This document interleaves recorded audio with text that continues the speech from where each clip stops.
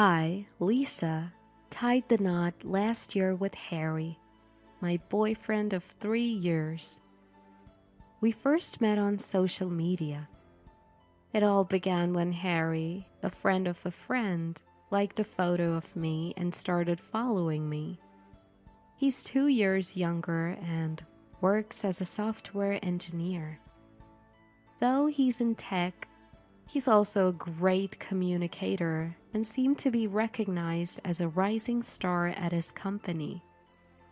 On our second anniversary, Harry proposed.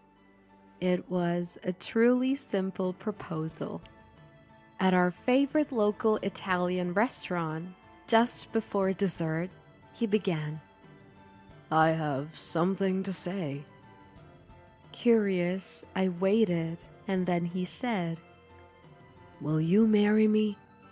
presenting a ring. It was a straightforward proposal, but it deeply moved me. Of course, I immediately replied, "Yes, I'd love to." Later, I learned from Harry that before we even started dating, during a casual drink with friends, the topic of ideal proposals came up. I had mentioned wanting something simple, and he remembered it all along. Afterwards, we held our engagement party at a hotel in New York. That's when I first met Harry's family. He has his parents and an older sister, who's 6 years his senior and was also planning to get married soon.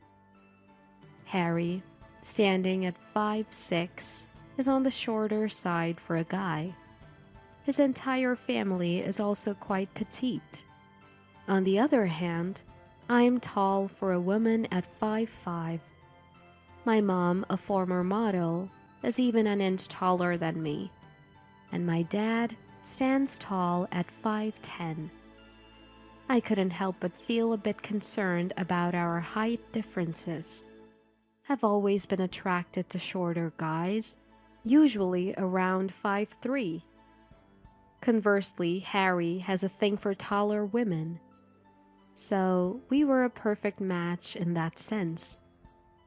Our engagement party, however, lacked a certain spark. Later, I found out that Harry's mother and sister had been criticizing my family and me. After that meeting, we got married in August, 3 months later. Instead of a lavish ceremony, we just wanted a casual, fun gathering with friends. So, we simply held a wedding announcement party. This didn't sit well with Harry's mother and sister. When we visited Harry's family home after the wedding, they openly showed their displeasure. It was summer and I wore a yellow floral sleeveless dress with heeled sandals. They began, "Could you not wear something like that to someone's house?" "I'm so sorry, I'll go change right away." Feeling I'd made a mistake, I rushed home to change. When I returned, Harry's mother criticized the Baumkuchen cake I brought. "Who wants to eat such a thing in this heat? Normally people bring cooler-looking, refreshing desserts, don't they?" I had chosen the Baumkuchen because it's delicious when chilled. "You really don't think things through. I guess your model mother couldn't teach you better. Just because you have a small face doesn't mean you have a big brain. Looks aren't everything, especially in our family. We value consideration, not like your family that only cares about appearances." I was shocked to hear them speak about my mother and father this way. I looked to Harry for support, but he seemed lost in thought. On our way home, Harry began, "About what my mom and sister said earlier?" "Yeah?" "I never expected them to act like that. They had made some comments after the engagement party. but I thought they'd come around. I'm really sorry." "It's okay. We'll get to know each other better over time." "Probably." "Yeah, but I never thought they'd be like that. I was naive." "Don't worry about it. Accepting someone new into the family can be challenging." At that time, knowing Harry cared was enough for me. I don't want to be taken advantage of by someone else, and I just need to take the time to build a relationship of trust. One day, Harry's sister messaged him, saying she and her husband wanted to visit our home. So, on a Saturday afternoon, they were scheduled to come over. "I have to work this Saturday. Can you handle them alone?" Harry had asked his sister to reschedule, but she insisted on that day. "Yeah, I'll take care of everything." And so, on Saturday, Harry's sister and her husband arrived. "Please make yourselves at home." "We're here to see if you're living properly." After I quickly cleared the tea and cake, my sister-in-law said, "All right, let's see your place," and hurried off to the bedroom. To my shock, she started opening my closet without asking. "Please don't go through my closet without permission." "Why not? I came to see if you're living properly. Who knows, maybe you just shove everything in there without cleaning." "That's not true." Then she began taking pictures of the closet's contents with her phone. "Hey, what are you doing? Don't take pictures without asking." "My mom asked me to. She wanted photos." It was so rude. She checked every drawer, even commenting on the color of my underwear, took pictures of the dresser's contents, the bathroom cabinet, and even under the kitchen sink. She meticulously photographed the living room cabinet where we keep our valuables. No matter how many times I asked her to stop, she continued taking pictures throughout the house. In the living room, she noticed our high-end brand TV, a gift from my parents, and remarked with a hint of disdain, "You have a pretty nice TV." She then snapped a photo and said to her husband, who had been silently following her, "We need to step up our game." That night, after my husband returned from work, I told him everything. I couldn't help but cry a little. "We might need to set some boundaries. My dad has been giving me some intel too." "Really?" "Just wait and see." In April, it had been 5 years since my husband's grandmother passed away, so there was a family gathering.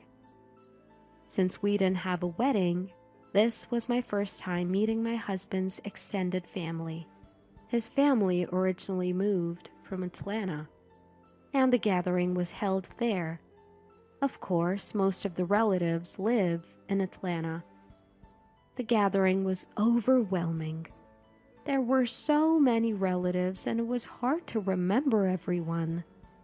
My mother-in-law, probably on purpose, didn't introduce me to anyone. I asked my husband to introduce me. However, everyone seemed to sense the tension, and their reactions were lukewarm at best.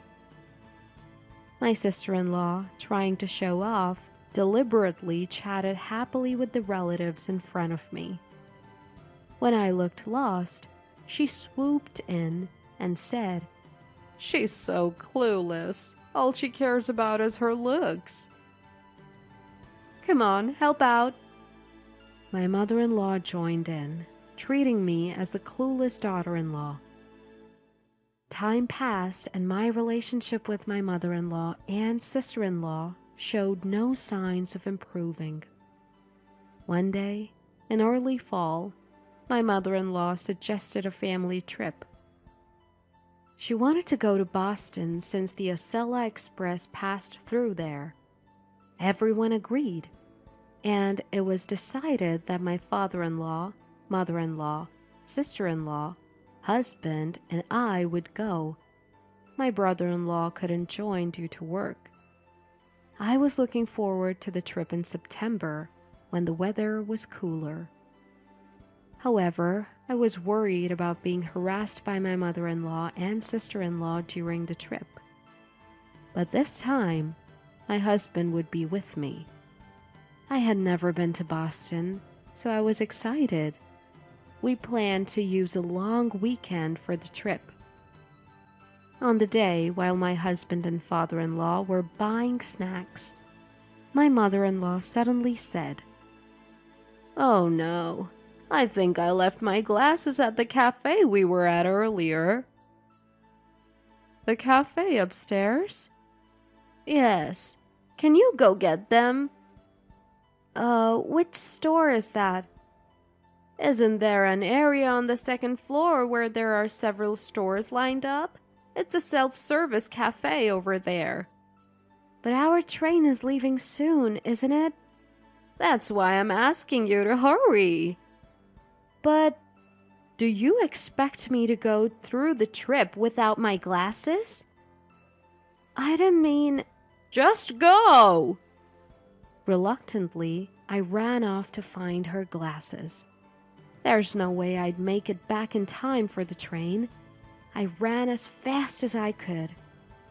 "We've got the snacks. Let's hurry." "Let's go." "Where's Lisa?"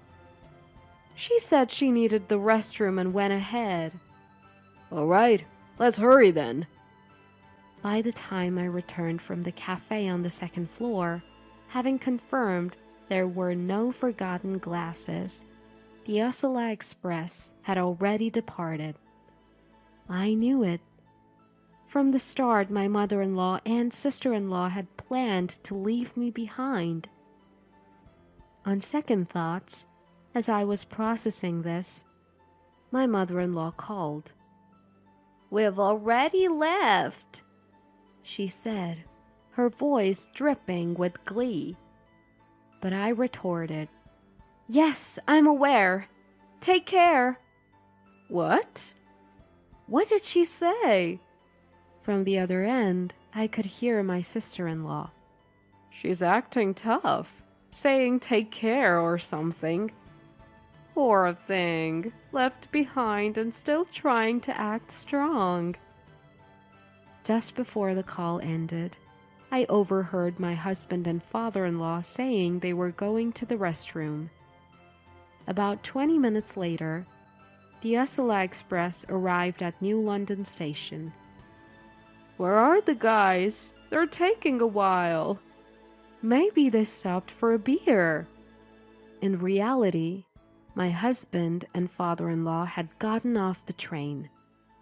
Unbeknownst to my mother-in-law and sister-in-law, they returned to Metro Park Station, paid for round-trip tickets, and met up with me.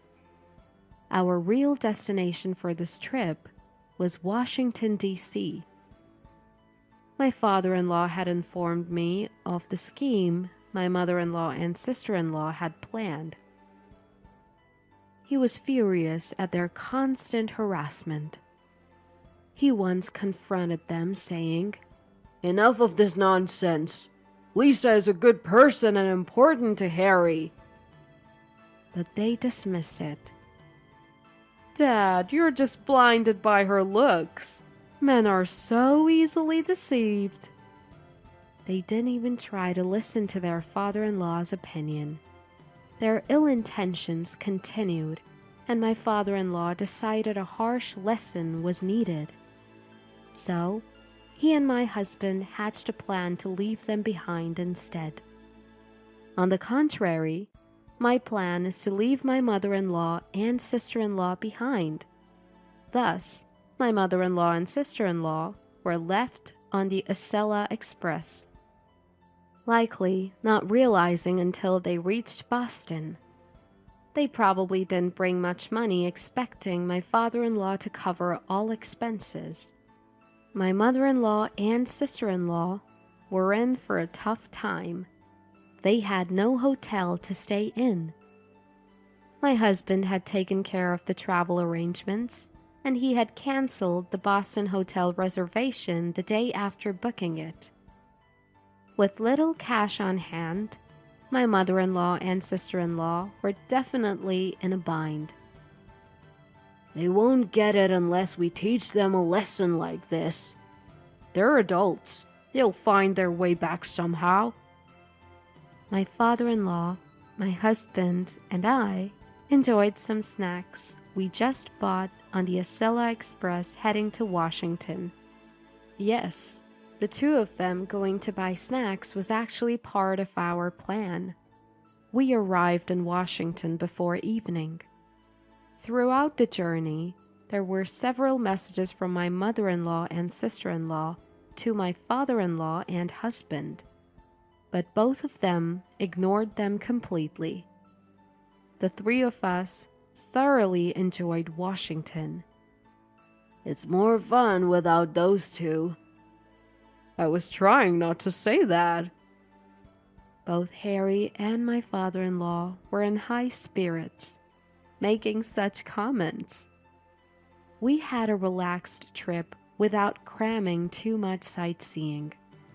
Meanwhile, the mother-in-law and sister-in-law, who were left behind on the Acela Express, they got off at Boston South Station and waited for my father-in-law and husband, but they never showed up. They realized something was off, but it was too late. They frantically messaged my father-in-law and husband, but there was no response since they had decided to ignore them. They finally realized they had been left behind and headed to the hotel. But the hotel reservation had been canceled the day before. They went to the nearest restaurant and checked how much money they had. Both had relied on my father-in-law's wallet during the trip, so they hardly had any cash and didn't even bring credit cards. Together, they had about $150, just enough for a cheap hotel and a late-night bus ride home. But they couldn't even have a decent meal. They tried to book a bus for that night, but it was already full. So, they reluctantly booked a bus for the next night. For about a day and a half, they couldn't eat properly. They shared a biscuit they bought at the station. They kept messaging my father-in-law and husband, but of course, there was no reply. It seemed like my mother-in-law and sister-in-law no longer had the energy to bother me. For dinner, they bought cereal at a grocery store and ate it in their hotel room. Mom, what's going on? I don't know. Isn't it your father's doing? Who's the mastermind? But this is too much, isn't it? The next day, they went without food or drink and waited until night to board the bus. Apparently, I had a ton of messages and missed calls from them. I had blocked them, so I only noticed later. The next morning, the bus arrived in New York. They slept until the evening. By the time they woke up, my father-in-law, my husband, and I had returned from Washington. I went back to our apartment first, and my husband went to his parents' house with his father. We knew from messages that my mother-in-law and sister-in-law had somehow made it back. As soon as they got home, they confronted my father-in-law and husband. My husband and I were on standby, called by my father-in-law. What's the meaning of this? We had very little cash and went through so much. We did it because you two planned to leave Jamie behind. So, Harry and I plan to leave you two behind. But that's cruel. It's her fault. She pointed at me. I wasn't sure how to react, so I just smiled. I am so pissed. Stop smiling. My sister-in-law threw her bottled tea at me, but my father-in-law deflected it with a chop and it hit my mother-in-law's forehead. Ouch! I struggled to hold back my laughter. Haven't you two learned your lesson? My father-in-law shouted. Mom, sis, stop this. It's embarrassing. My husband laughed. What's embarrassing? She's the embarrassing one. Enough. If you keep this up, I'll divorce you. What? Divorce? My mother-in-law turned pale. Sis, Mom, just stop, or I'll get really mad. The word divorce completely demoralized my sister-in-law and mother-in-law. It's because of you two that this happened. Just accept it. My mother-in-law and sister-in-law finally broke down in tears. Father, Harry, it seems they're truly remorseful.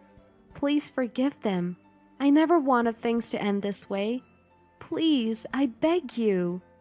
I pleaded with my father-in-law and husband.